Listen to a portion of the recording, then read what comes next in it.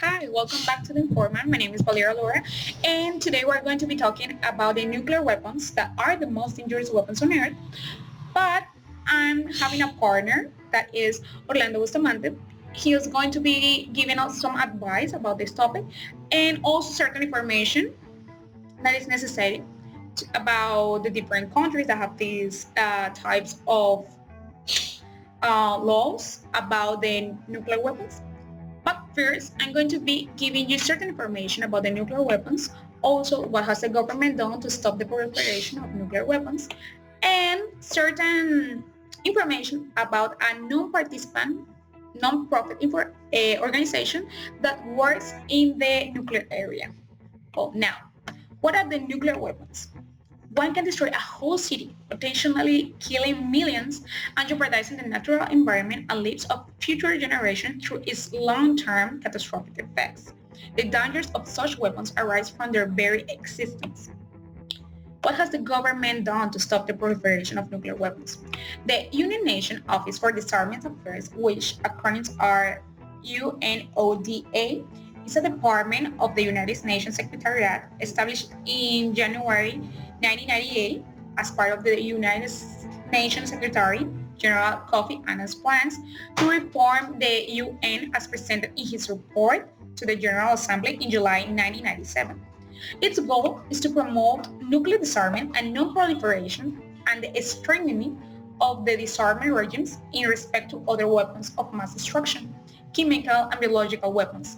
It also promotes disarmament efforts in the area of conventional weapons, especially land mines and small arms, which are often the weapons of choice in contemporary conflicts. Now, what is the NTA? The Nuclear Threat Initiative is a non-participant, non-profit organization founded in 2001 by the former U.S. Senator Sam Nunn and philanthropist Ted Turner in the United States, which work to prevent catastrophic attacks and accidents with weapons of mass destruction and disruption, especially nuclear, biological, radiological, chemical, and cybersecurity. NTIA works to build a safer world and has been engaged in developing, shaping, and implementing nuclear security projects. In addition to building out global awareness, NTA engaged in model programs to inspire private and governments' efforts towards nuclear, biological, and chemical threat reduction. In his own words, the page of the NTA says, NTA works with governments, partners, organizations, and leaders around the world to develop policies, leaderships, and the global capacity, human and institutional, to reduce reliance on nuclear weapons, prevent their spread, and ultimately end them as a threat to the world. One of the countries that are part of this organization is Canada, which has been actively involved in the peaceful application of nuclear technology since the government established Atomic Energy of Canada Limited, AACL, in 1952. Also North Korea, that produced both weapons, usable plutonium and enriched uranium, with one U.S. government estimate in 2077 suggesting the country may be producing enough nuclear material each year for 12 additional nuclear weapons. Kim Jong-un reaffirmed his firm and unwavering commitment to complete the denuclearization of the Korean Peninsula. Although North Korea's definition of denuclearization is ambiguous. No agreement on a method of timetable for dismantling North Korea's nuclear weapons has been reached. In April 2010, Argentina and Russia signed various cooperation agreements in space and nuclear energy, amongst other areas. Argentine President Cristina Kirchner said in a joint news conference with Russian President Dmitry Medvedev that Argentina is looking into the possibility to be building an additional nuclear plants to meet the country's need for electricity. The agreement opens the door for Rosatom, Nuclear, and United States corporations to complete or to compete for the construction of those reactors. The United States opposed the treaty in the prohibition of nuclear weapons, led a multiple nation boycott of the treaty's negotiation in 2017 and does not intend to sign, ratify, or become a party to it.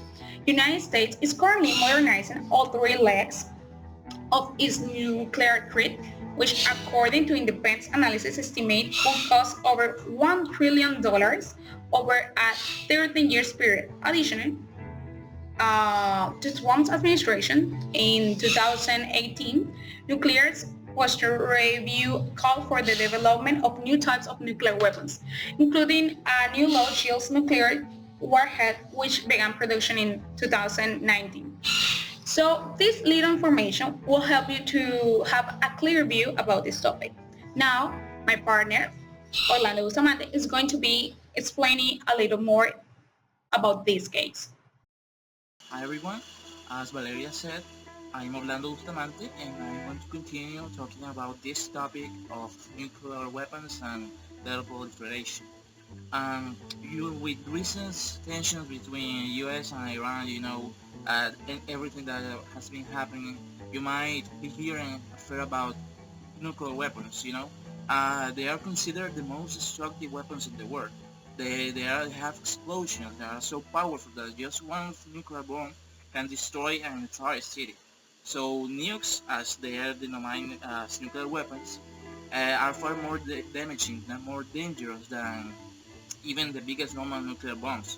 So there has also been lots of talking about some countries, including Iran, not being allowed to have them while other countries can. So there's quite a lot to get your head around when it comes to nuclear weapons. But don't worry, we put together a guide to answer the key questions. So first of all, we start with which countries have them and how many are there. As Valeria said, the radiation from the bomb drop, for example, at the city of Hiroshima, lasts several months and killed an estimated about 80,000 people. And the bomb drop in Nagasaki killed more than 70,000 people. They haven't been detonated in war since then. But as for now, 9 countries currently have nuclear weapons. They are the US, the UK, Russia, France, China, India, Pakistan, Israel, and North Korea. There's an important question to ask, that is if we will ever see a nuke-free world, a world free of nuclear bombs. So you know that the number of nuclear weapons in the world now is actually down from 70,000 that was in 1986 to around 14,000 today.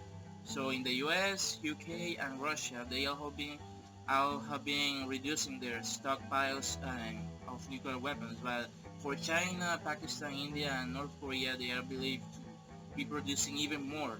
So according to the Federation of American Scientists.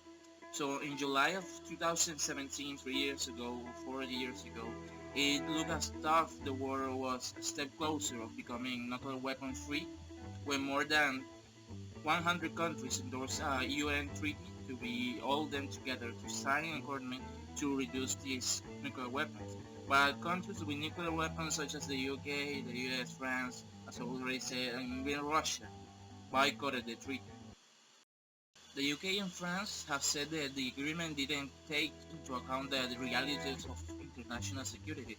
So the weapons that have been important to them to keep peace for more than 70 years, so they think. While countries like the UK and US are reducing their nuclear stockpile, they say they are still modernizing and upgrading the stock of army. So this is a really important topic. The UK, for example, is upgrading the nuclear weapon system, and the US may spend more than $1 trillion, but by 2040, upgrading their nuclear capabilities. So might think that North Korea is dangerous, but North Korea continues to test and develop this nuclear program with missile tests and recent October in 2020. But all these countries have their own problems with nuclear weapons. So to answer the question, while the world may have fewer nukes, fewer nuclear weapons today than it did, for example, 30 years ago. It doesn't look like you'll be seeing a complete end to this problem anytime soon. I would summarize it by one of Mahatma Gandhi's favorite stories that was about a mother who took her son who ate too much sugar to the village priest for advice. But the priest only said, come back in 2 weeks.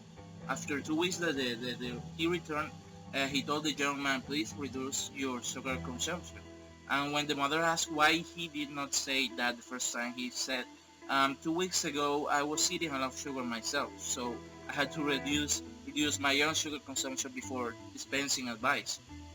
So what we can reflect of this story is that if possession of power is not to become a proof of virtue in the war, then nuclear weapons states need to attend their own obligation before having to think on other countries and allow permanent independent inspections on their nuclear weapons and installations as well. For example, one country that gives great importance to the development of peaceful and use of nuclear energy is France.